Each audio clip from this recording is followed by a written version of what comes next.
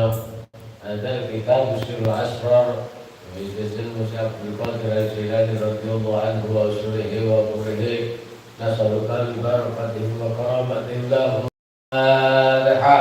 أعوذ بالله من الشيطان الرجيم بسم الله الرحمن الرحيم الحمد لله رب العالمين الرحمن الرحيم مالك يوم الدين إياك نعبد وإياك نستعين اهدنا الصراط المستقيم صراط الذين أنعمت عليهم غير المغضوب عليهم ولا الضالين.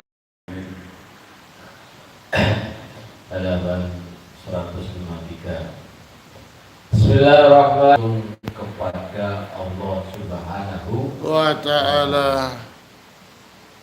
Nah, orang-orang yang khalwat yang langsung mengutamakan hubungannya dengan Allah Subhanahu wa ta'ala, maka sesuatu hal urusan selain Allah itu malah justru bukan dipersulit, malah justru dipermudah. Ini konsep resep supaya hidup kita ini gak terlalu terbengkalai atau sibuk atau pusing kalau dengan urusan selain Gusti Allah.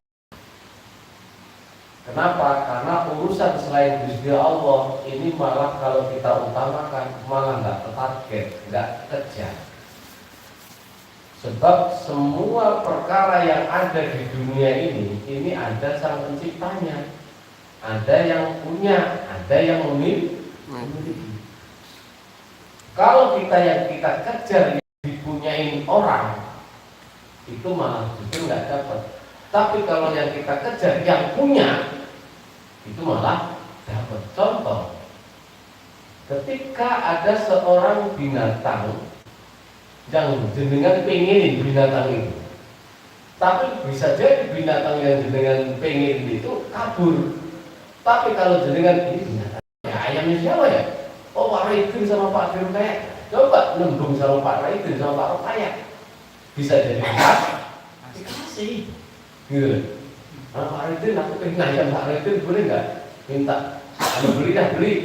Oh boleh, nggak usah beli Pak, kasih aja gitu.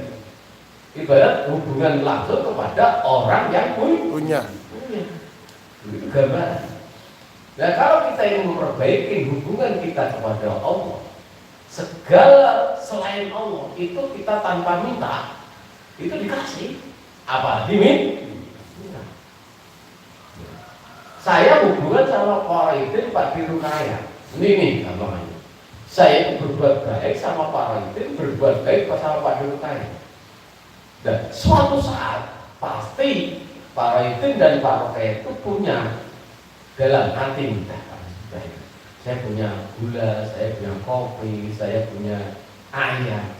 Itu tanpa saya tembung, tanpa saya minta. Itu suatu saat ada pikiran ngasih itu.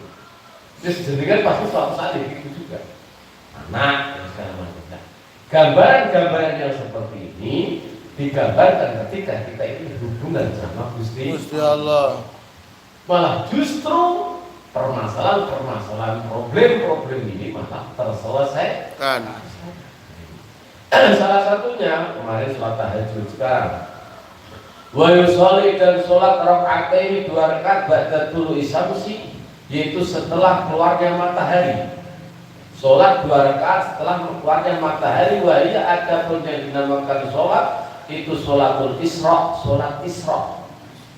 Jadi setelah nanti jam habis subuh ya 90 menit ke atas itu ada 2 sholat rakaat, yaitu yang namanya sholat isra. Apa tuh sholat isra? Sholat penghormatan kepada matahari, terbitnya matahari. Kita disuruh bersyukur, bukan nyembah matahari. Penghormatan banyak manfaat untuk manusia.